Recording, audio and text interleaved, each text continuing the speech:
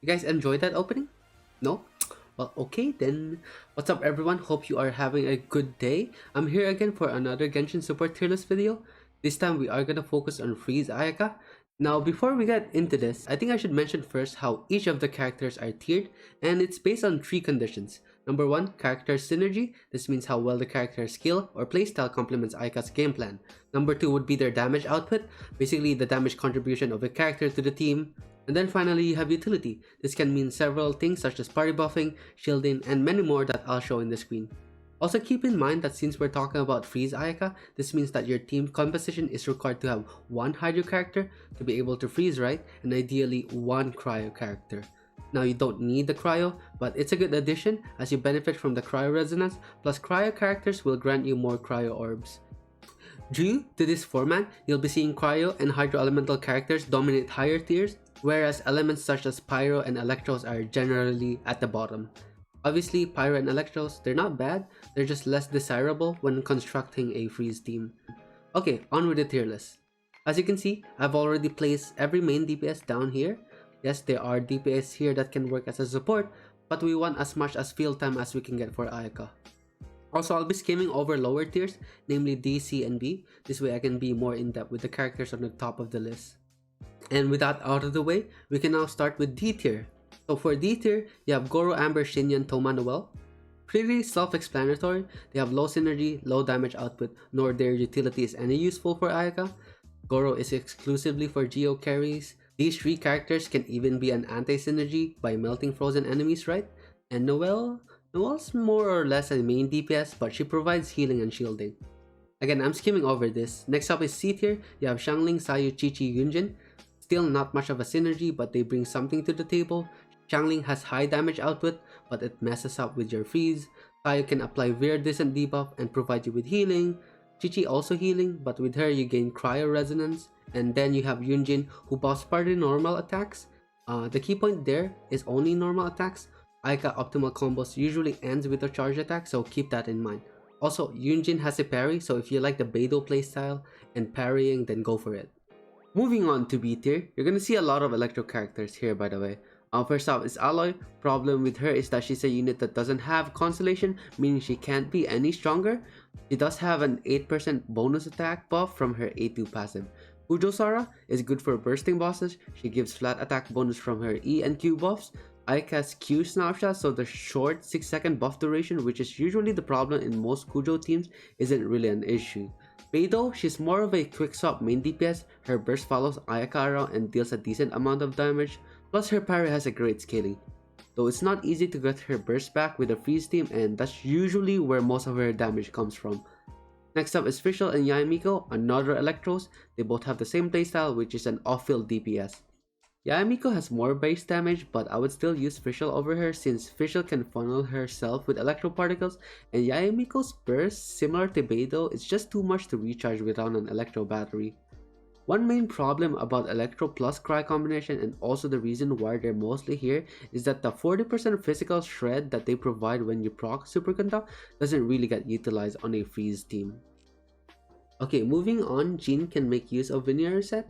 He also has great healing. Her E pushes smaller mobs away, but not if they're frozen. Albedo, good filler damage.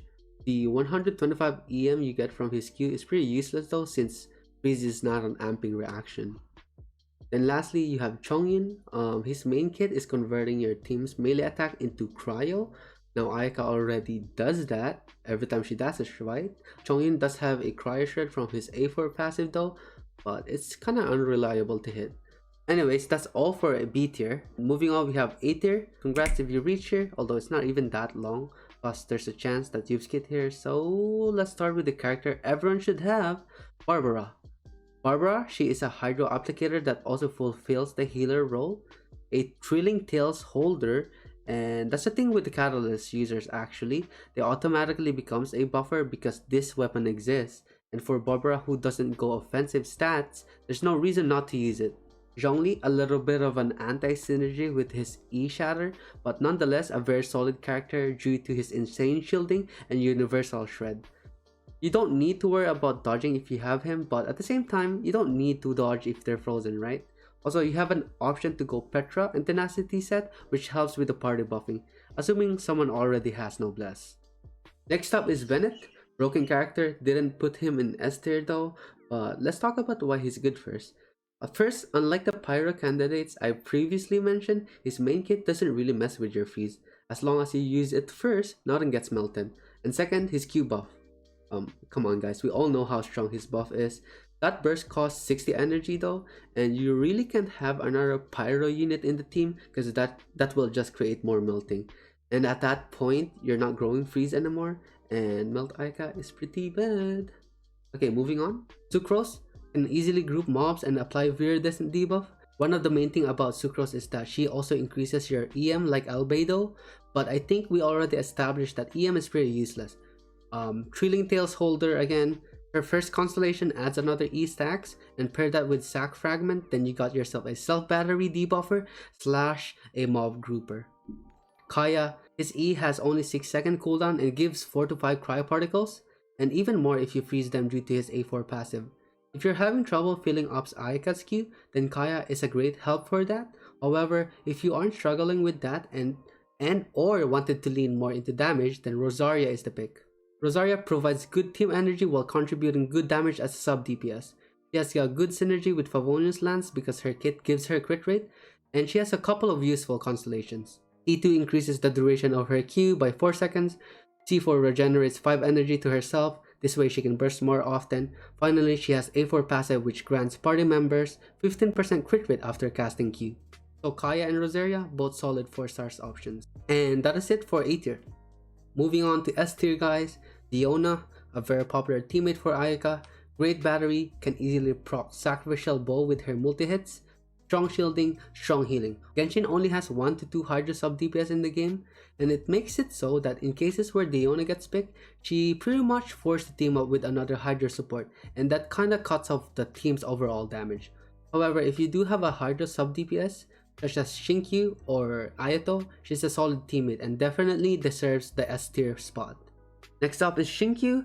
Shinkyu, one of the best sub DPS in the game. His burst has a long duration of Hydra application. It also deals damage and follow Ayaka around, so it's guaranteed to freeze anyone you try to attack as long as they're freezable. He has a little bit of healing from his A2 passive and a handful of useful constellation. Without Sacrificial Sword though, he's a little bit difficult to work around. Next is Kokumi. First of all, she's very pretty. Pretty important, right? Best healer in the game currently. All her passive specs into more healing bonus, and because of that, she has an option to equip Ocean Clam sets for additional damage. But if you prefer the attack buffing instead, go Tenacity. Your weapon choice is pretty much locked to Trilling Tails, but it's still one of the best weapons out there, so it's not a problem. Her E has a 12-second AoE Hydra application, and her Q you will use very rarely. Overall, Kokumi, very comfortable character to have in a freeze team. Ganyu, typically a main DPS. To make Ganyu work as a sub DPS, you must have a decent ER plus supportive energy bows such as Sack Bow or Favonius Bow. Once you achieve this, Ganyu can permanently boost your crit damage by 20% since her Q skill has the same duration and cooldown. Not to mention the Icicle deals damage and it's multiplicative when enemies are grouped together. As such, she synergizes very well with Venti. And speaking of Venti, he's next on the list. Venti nowadays is situational. I say this because as we get newer enemies, it is more frequent that those mobs are immune to crowd control. He's still consistent Anemo with great utility though, and if the content allows him to fully utilize his kit, then he's basically overpowered. Ayaka's Q, E, and charge attack can all reach inside Venti's Q, and his A2 passive which refunds 15 energy is also a great deal for Ayaka. Alright guys, double S. First up, you have Mona, one of the best buffers in the game. Her E skill Taunts does a fair amount of damage and provides multiple applications of Hydro. She's ER hungry though, but luckily you gain those substats from her ascension. You still need more ER simply because her Hydro particles are very unreliable. Anyways, just get as much ER as you can while equipping supportive artifacts. You have an option to increase her personal damage by equipping offensive weapons, but unlike Shinki or Kokumi, Mona doesn't really have healing, so consider yourself taking Prototype Amber for more survivability. Mona's main kit, her Q, applies Omen and Illusory Bubbles to enemies, and when you pop this bubble, they deal damage, and more importantly, enemies get Omen debuff, which increases their damage taken for 5 seconds. This Omen debuff, paired with Ayaka's Elemental Burst, is disgustingly lethal. Okay, next up is Kazuha. Kazuha, very versatile character, unlike Venti who only works on certain scenarios, right? He's also an anemo, so he can apply very decent debuff, decent grouping, short E, and ult cooldown. He also has great scaling on his E due to his A2 passive. His ult is a massive AoE dot that can apply auras, but his main kit revolves around his A4 passive. This talent increases party elemental damage based on Kazuha's EM, and since elemental damage bonuses are multiplicative of total damage, this is a huge spike on Ayaka's personal damage once the buff gets transferred. And finally, at the top of the tier, you have Shanghai. Shanghai is tailor-made for cryo characters, or even made for Ayaka herself. Also, don't call me on that. Her ult deals AoE dot damage. This also decreases cryo and physical resistance, and at the same time increases your cryo damage bonus by 15%. Her A4 passive is also another buff that depends whether you tap or hold your E. Basically, you have a unit that deals damage and has a lot of supportive tools that amplify your damage. One mechanic she has from her E is Icy Quills.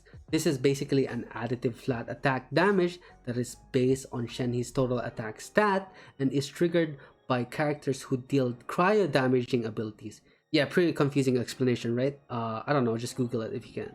Anyways, Ayaka has a multi-hits, so she can easily trigger those Icy Quills. Couple of Shenhe's caveats though. First, Icy Quills are limited. 5 if you tap it, 7 if you hold. Second, Shenhe's burst costs 80 energy, so you're going to need a lot of ER, which means you'll be sacrificing a lot of attack stats, and that ultimately makes Shenhe's Icy Quills worse. Overall, Ayaka and Shenhe, great duo, they complement each other playstyle, and Shenhe is basically a must if you want to achieve the highest theoretical damage there is for a freeze team. And that is it, ladies and gentlemen. Hope you enjoyed the tier list. Special thanks to Kaching Mains as always. I'm also a Kaching Main, by the way, guys, if you guys didn't know. Some of the ideas I've mentioned here are extracted from Kaching Main, so props to them. Anyways, let me know what you think of this tier list in the comments below, and I usually respond to them. Like this video if you like it, dislike it if you dislike it, and I'll see you next time. Peace! Here we go, guys. Here we go. The double is. Double is.